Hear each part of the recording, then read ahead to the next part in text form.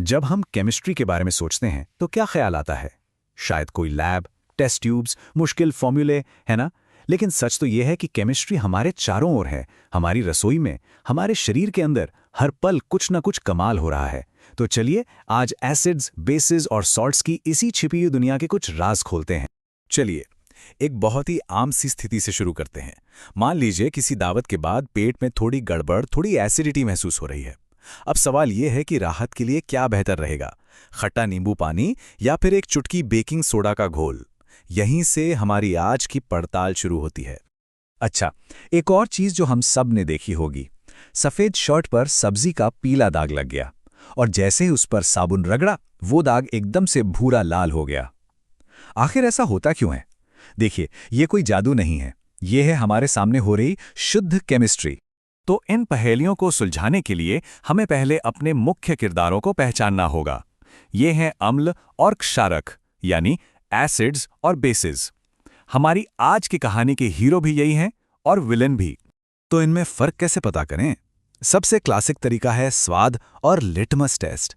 अम्ल मतलब एसिड्स स्वाद में खट्टे होते हैं और ये नीले लिटमस पेपर को लाल कर देते हैं। वहीं दूसरी तरफ क्षारक यानी बेसिस स्वाद में कड़वे होते हैं और ये लाल लिटमस को वापस नीला कर देते हैं। ये इनकी पहचान के सबसे बुनियादी नियम हैं। समझ लीजिए रूल नंबर 1। लेकिन मजे की बात यह है कि हमारे पास सिर्फ लिटमस ही नहीं है, हमारे पास तो केमिकल जासूसों की पूरी टीम है जिन्हें हम इंडिकेटर्स कहते हैं।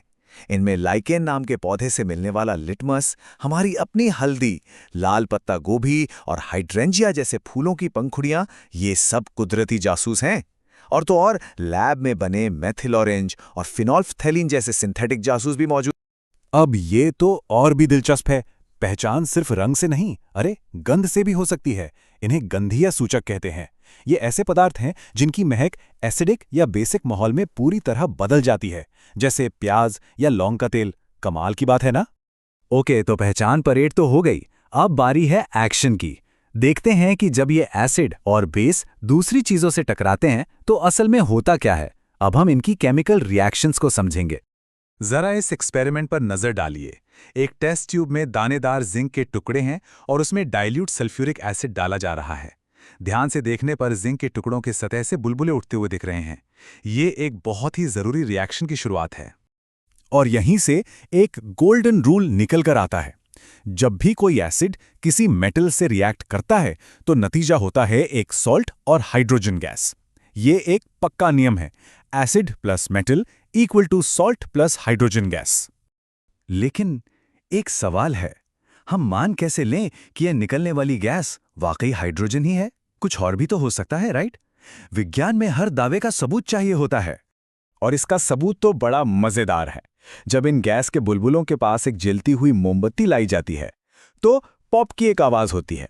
ये जो फटफट की आवाज है ना, यही हाइड्रोजन गैस का सिग्नेचर टेस्ट है और ये साबित करता है कि हमारा रिएक्शन कामयाब रहा। अब सबसे बड़ा सवाल, क्या होता है जब एक एसिड और एक बेस मतलब हीरो और विलेन आमने सामने आते हैं?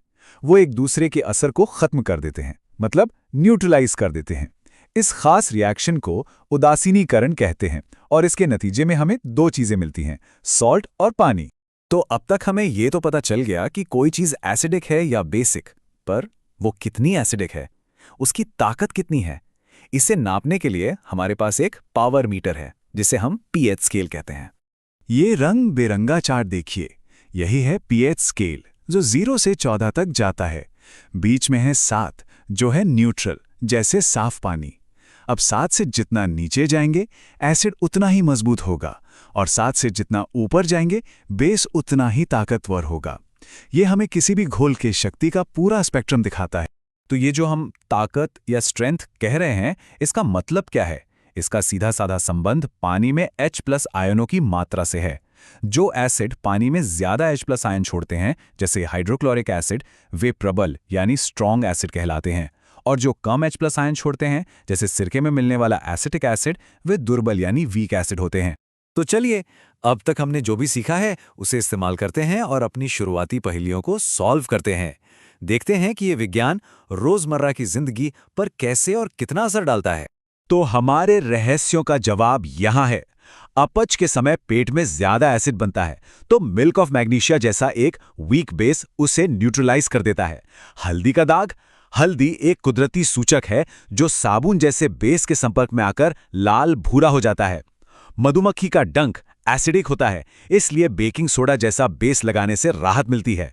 और दांतों की सड़न, जब मुंह का पीएच 5.5 से नीचे गिरता है तो एसिड दांतों को गलाने लगता है और हमारा बेसिक टूथपेस्ट इसी एसिड को बेअसर कर देता है। और ये बैलेंस सिर्फ हमारे शरीर के लिए नहीं, इस पूरी धरती के लिए जरूरी है। जीवन जो है ना, वो बहुत ही नैरो पीएच रेंज में ही पनपता है। हमारा शरीर 7.0 से 7.8 पीएच के बीच ही ठीक से काम करता है। जब बारिश का पीएच 5.6 से कम हो जाए तो वो एसिड रेन बन जाती है, जो नदियों के जीवन को तबाह कर देती है। और खेती के लिए तो मिट्टी का सही पीएच होना सबसे पहली और जरूरी शर्त है। हमने एसिड और बेस की तो खूब बात कर ली, पर उनकी रिएक्शन से जो पैदा होता है यानी सॉल्ट्स, उनका क्या? नमक का मतलब सिर्फ खाने का स्वाद नहीं है, ये उससे बहुत बहुत ज्यादा अहम है। इस तस्वीर को देखिए, महात्मा गांधी की दांडी यात्रा। हमारे स्वतंत्रता संग्राम में नमक सिर्फ एक मसाला नहीं, बल्कि आज़ादी का एक मजबूत प्रतीक बन गया था। ये दिखाता है कि एक साधारण सा केमिकल हमारे इतिहास और समाज में कितनी गहरी जगह बना सकता है। हमारा साधारण नमक यानी सोडियम क्लोराइड अनगिनत जरूरी केमिकल्स के लिए कच्चा माल है। इसी से सोडियम हाइड्रोक्साइड बनता है, जो साबुन और कागज उद्योग की जान है।